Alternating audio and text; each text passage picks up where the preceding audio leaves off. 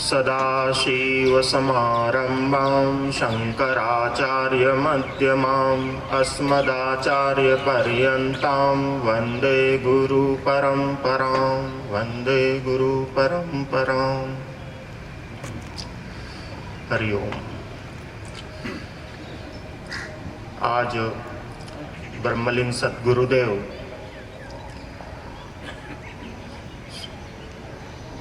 का प्रथम निर्वाण महोत्सव मनाया जा रहा है। उसमें उपस्थित सभी साधकगण और इस उत्सव के सभाध्यक्ष महाराज श्री साधना सदन आश्रम हरिद्वार कनखल के अध्यक्ष महाराज श्री जी के चरणों में मैं कोटिशः प्रणाम करता हूँ। श्री गिरिधर गिरी जी महाराज कृष्ण निवास आश्रम हरिद्वार, उनको भी मैं नमन करता हूँ। श्री जनकपुरी जी महाराज संन्यास आश्रम हरिद्वार, उनके भी चरणों में मैं नमन करता हूँ। परम प्रेमास्पद श्री ब्रह्मचारी हंस चेतन जी, श्री ब्रह्मचारी ज्ञानानंद जी एवं श्री स्वामी ब्रह्मानंद जी महाराज एवं मंच पर उपस्थित सभी यतिवृंदगण, सभी को मैं नमन करता हूँ। आज हम उस महापुरुष को याद कर रहे हैं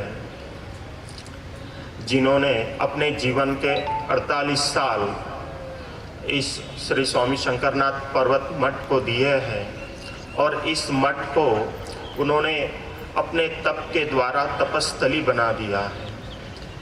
अपने जीवन के 48 सालों में उन्होंने भी कई उतार चढ़ाव देखे थे।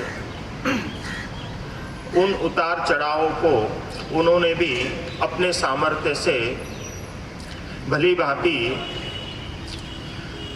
निभाकर जो भी समस्याएं आई उसका निदान कर इस संस्था को आगे बढ़ाया।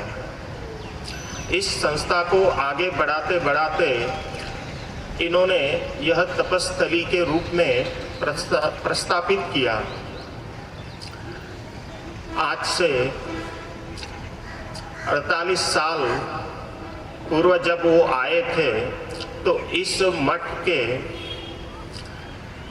अंदर लगभग कोई सुख सुविधाएं नहीं थी जो मठ की होनी चाहिए, जो मठ के अनुसार होनी चाहिए।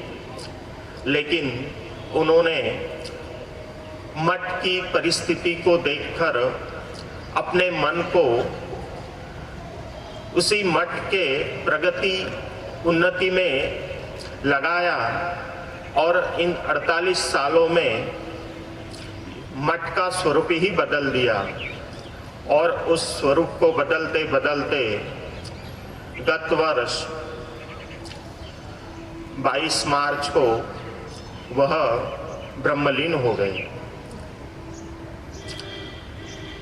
उन्होंने अपने जीवन में कई शिष्य भी बनाए, कई साधकों का जीवन का उद्धार भी किया।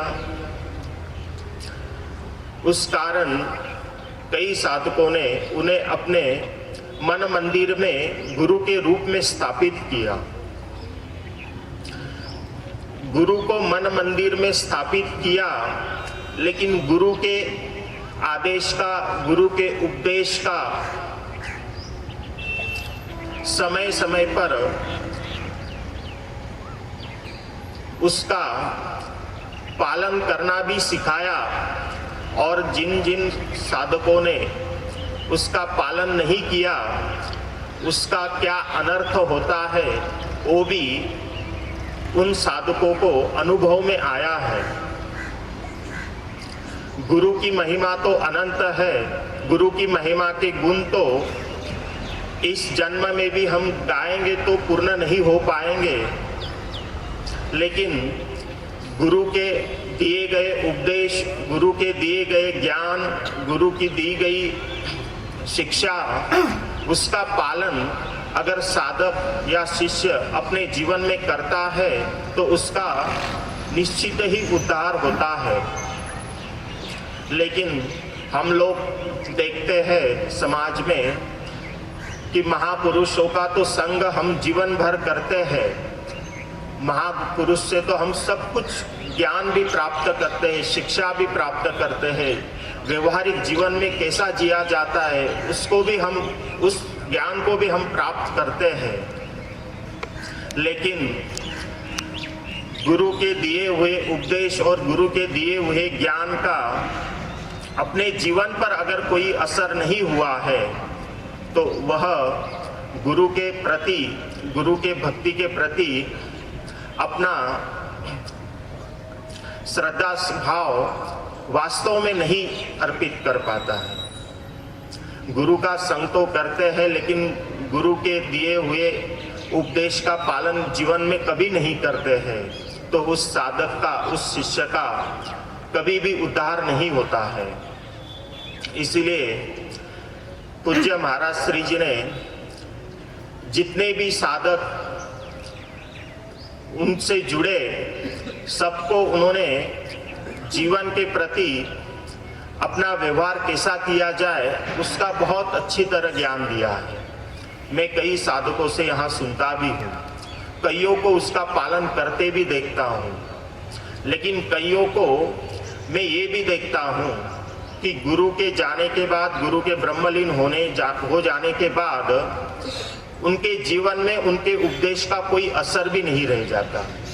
वास्तव में तो गुरु भौतिक रूप में उपस्थित होते हैं तब तो उनके प्रति श्रद्धा होती ही है, लेकिन जब गुरु पंचो भौतिक शरीर को छोड़ जाते हैं तो साधक को, शिष्य को उनकी याद या उनकी कमी बहुत खलती है, बहुत याद आती है, और वह उनके पंचभौतिक शरीर के रहते हुए जितनी श्रद्धा होती है उससे भी दुगनी श्रद्धा उनके पंचभौतिक शरीर के छूट जाने के बाद उसमें होनी चाहिए और होती भी है, क्योंकि हर पल वो गुरु को याद करता है और जब जब याद करता है गुरु के उपदेश को भी याद करता है और उसका पालन भी करता है। लेकिन यहाँ कुछ ऐसा भी समाज में देखने मिलता है कि गुरु के बताए हुए उपदेश का तो पालन करता ही नहीं है, लेकिन अपने व्यवहार को भी ऐसा बनाता है कि दूसरों को दुख हो, दूसरों को कष्ट हो।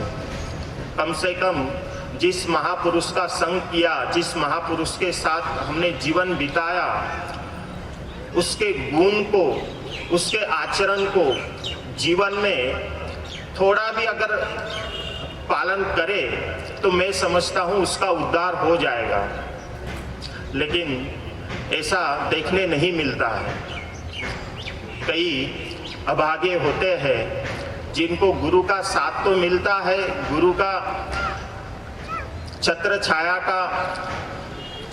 छाया में रहने का अवसर भी मिलता है, लेकिन वह अपने जीवन को नहीं सुधार पाते।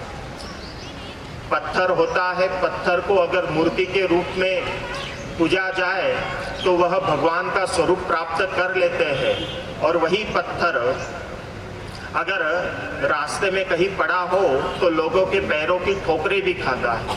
हमारा जीवन भी ऐसा ही होना चाहिए। जिस गुरु के साथ हमने संग किया, उस गुरु के आशीर्वाद से या उनके उपदेश से हमारा जीवन ऐसा ही होना चाहिए कि वह पत्थर मूर्ति के रूप में पूजा जाता है, न कि हम लोगों की ठोकरें खाए। ऐसा जीवन हमारा होना चाहिए।